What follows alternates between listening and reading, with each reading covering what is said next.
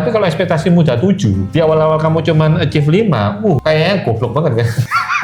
Open BO, obrolan penting bisnis owner. Ya jadi tapi intinya di bisnis itu pasti ada banyak kisah down-nya juga ya Pak ya. Pastilah. Nah di kisah down ini kan sebenarnya semua pebisnis nggak ada yang mau lah. Pengennya semua maunya profit, Lancar aja. sukses. Gimana kok menghadapi posisi down itu, proses survive kok sampai bisa bangkit lagi dan hari ini kita tahu lah udah 17 cabang dengan revenue yang besar gitu ya. Gimana prosesnya kok bisa bangkit ke situ? Ya, jadi kalau ngomongin bisnis kliniknya sendiri, pasang surut itu kan pasti terjadi. Nah, buat teman-teman bisnis owner yang pengen tahu tipsnya untuk menyiasati atau merespon krisis, jadi balik lagi ke psikologi orang ya. Kalau kita itu ekspektasinya tinggi, realitanya rendah, pasti kita akan cenderung kecewa. Oke. Kalau kita cenderung kecewa, biasanya orang kalau kecewa itu susah untuk move on. Iya. Bener ya? Semakin dalam kamu kecewa, semakin susah bagi kamu untuk bangkit lagi. Misalkan kamu sepedaan dan akhirnya awal-awal kan pasti jatuh. Tapi kalau jatuh kamu itu hanya lecet-lecet biasa, cenderung tidak menghentikan kamu untuk coba sepedaan lagi. Tapi kalau sepedaannya itu sampai patah tulang, jatuh pertama kali kamu udah patah tulang, cenderung kamu tidak mau melanjutkan sepedaan lagi.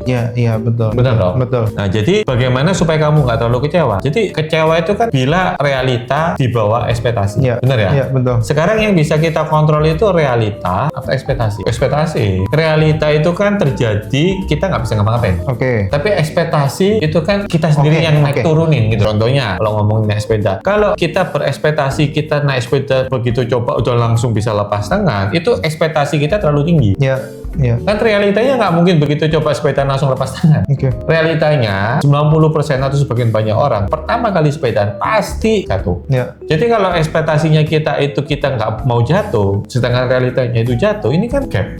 Gap ini loh yang bikin orang kecewa. Gap ini yang bikin orang takut. Gap ini yang bikin orang males. Benar ya? Iya. Tapi kalau ekspektasi kamu itu bisa kamu rendahin, kamu berekspektasi bahwa oke, saya pasti akan jatuh.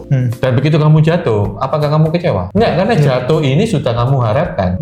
Iya. Misalkan bisnis itu kan kalau ditarik grafik yang 10, 20, 30 tahun pasti kan grafiknya naik dong. Tapi kalau kamu lihat bulan demi bulan itu kan sebenarnya Iya. Naik turun. bener ya. Jadi kalau kamu cuma ngelihat dari jarak jauh berharap semuanya itu selalu naik dari tahun 0 sampai tahun ke-10, ya kamu naif.